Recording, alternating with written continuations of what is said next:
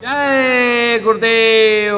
हर कोई विवश है, लाचार है, कोई उपाय नहीं चलता। जी हाँ मेरे प्यारे भाई और बहनों, आज इस सत्संग में आप सभी प्रेमी भाई बहनों को परम संत बाबा जय गुरुदेव जी महाराज की अमर वाणी, जो कि बहुत ही बेशकीमती है, सुनाई जाएगी। आप सभी प्रेमी भाई बहन वीडियो को बिना स्किप किए हुए सत्संग को पूरा सुनिए और जन जन तक इस वीडियो को शेयर कीजिए, जिससे परम संत बाबा जय गुरुदेव जी महाराज की अमरवाणी लोगों तक पहुंच सके। जय गुरुदेव। महापुरुषों ने लिखा है कि गगन में दरवाजा है, जब जाकर बैठोगे खटखटाओगे तो आवाज आएगी, धीरे धीरे सुनना आ जाएगा। इसलिए जब भेदी भेद दे तो उलट चलो, यहीं पर देववाणी सुनाई पड़ने लगेगी। उसकी रचना, उसका खेल बड़ा विचित्र है। भेदी गुरु मिले तो छोड़ना मत।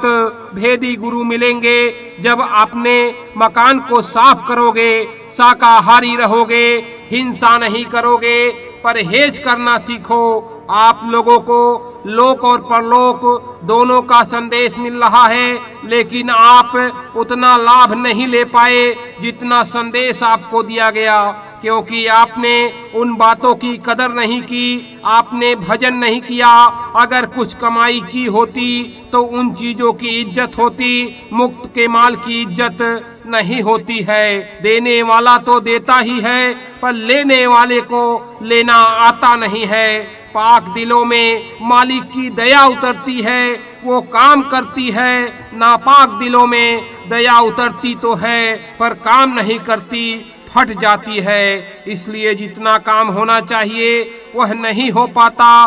थोड़ी बहुत कुछ काम तो कर ही देती है। जितनी भी चीजें आपके सामने आई लोक और परलोक के लिए, उसमें युग युग का आत्म कल्याण है, क्योंकि एक बार ये सूरत इस भवजाल से निकल गई तो फिर यहाँ नहीं फंसेगी। और थोड़े दिनों का लोक कल्याण, क्योंकि आखिर में तो सब कुछ छोड़कर जाना है। ऋषि मुनि महात्मा जब जब आते हैं तब तब उनके पास ही भौतिक ज्ञान मिलता है और उनसे ही आध्यात्मिक ज्ञान होता है। आप सब लोग हमारी एक एक बात को समझो। जब क्रोध आए तो उसको पी जाओ, तो दूसरे का क्रोध तुम पर असर नहीं करेगा।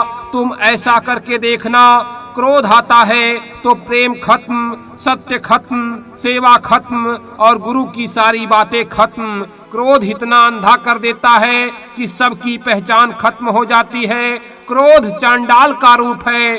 क्रोध को पियो तो इसके लाभ देखने को मिलेंगे। इस बात को याद रखो तो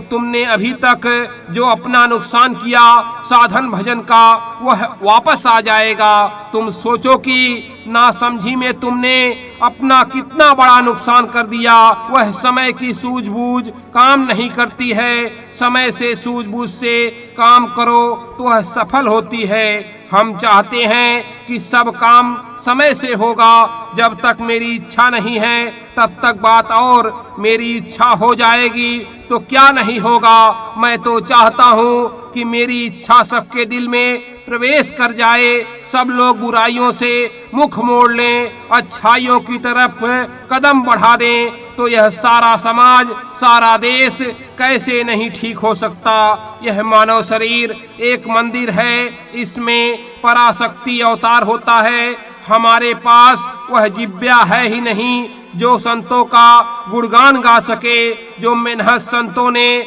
हमारे लिए की वह अवर्चनीय है। संत ही जीवों के कष्टों को झेल आते हैं, पर फिर भी दुनिया के लोग उनको तरह तरह के कष्ट देते रहते हैं। जो विदेह हो गया उसके लिए क्या, नानक साहब आए, कबीर साहब आए, मीराबाई आई और संत भी आए। सबको दुनिया वालों ने बड़े कष्ट दिए, पर वह हंसते हंसते रहे, क्योंकि शरीर तो मृतक है, जड़ है, इसको तो छोड़कर एक दिन जाना ही है। तुमको नहीं मालूम कि जो संतों को कष्ट देता है उसकी क्या गति होती है। संत की निंदा नानका बहुर बहुरी नरके जाए, वह छूट नहीं सकता। यह सत्संग है, सत्य का संग होना चाहिए, उसी को कहते हैं सत्संग। दुनिया में कुछ भी कर लो, कथा वार्ता गाना बजाना, वह सत्संग नहीं है, वह बत्संग है। सत्संग करते होते तो मुक्ति और मोक्ष मिल जाता, बत्संग मिला तो हैवान बन गए। मैंने अंग्रेजों का जमाना देखा, गर्भ से बच्चा गिराया जाए तो 20 साल की सजा होती थी, और अगर बच्चे को मार दिया जाए तो फांसी। यह घोर हत्या और कुकर्म है। तो आप शाकाहारी बनो। अगर आप शाकाहारी नहीं बने तो आपकी आंखों के सामने बहुत कुछ हो जाएगा, आप कुछ कर नहीं सकोगे। आप मेरी बात मान लो। मैंने आपको बताया कि देश के अंदर 10 अरब की संख्या आबादी की हो जाए तो भी अगर बाबा जी की बात मान लें, फिर भी भूखे नहीं मरना पड़ेगा, सारा देश खुशहाल हो जाएगा। लेकिन शर्त यह है कि आपको शाकाहारी बनना पड़ेगा। परंतु अगर आप गलतियां करते रहे, मेरी बातों पर ध्यान नहीं दिया, तो जो शब्द मेरे कान में आ रहे हैं उससे लगता है कि तुम जिंदा ही नरक में हो।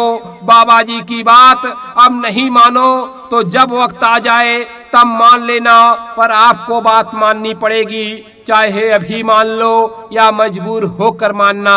संसार में जिधर देखिए उधर चिल्लाहट है, बड़ी तकलीफ है। इतना सब साधन सामान होते हुए भी हर कोई विवश है, लाचार है, कोई उपाय चलता नहीं। महात्माओं ने सब कुछ समझाया, छोटी से छोटी बड़ी से बड़ी बात।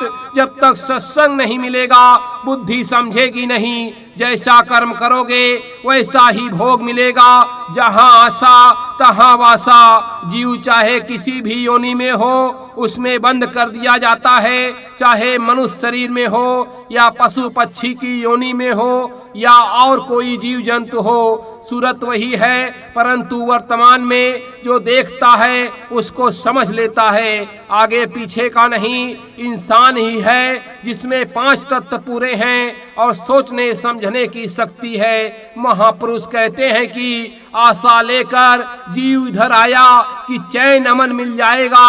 असली बात यह है कि जीव जब गर्भ से निकलकर बाहर आया तो जो कुछ उसे दिखाई देता है वह सब माया का पर्दा है। बाल अवस्था में बहुत कष्ट है, दर्द पेट में होता है, माँ दवा कुछ और देती है, वह रोता है, वैद्य की समझ में नहीं आता, मुख से बोल नहीं सकता, इशारा कर नहीं सकता। बड़ा होता है तो पढ़ने लिखने का कष्ट, वह खेलना चाहता है और उसे पढ़ाई में लगाया जाता है। और बड़ा होता है तो शादी विवाह हो गया, घर गृहस्थी का जंजाल, बाल बच्चे हुए, बड़े हो गए, तब तक बुढ़ापा आ गया तो रोना ही रोना। यहाँ पर कितने लोग आए पड़े हुए हैं जिनको उनके बहू बेटों ने मार कर निकाल दिया। अब उनसे कहो कि तुम चले जाओ तो कहते हैं कहाँ जाएं, घर से निकाल दिया।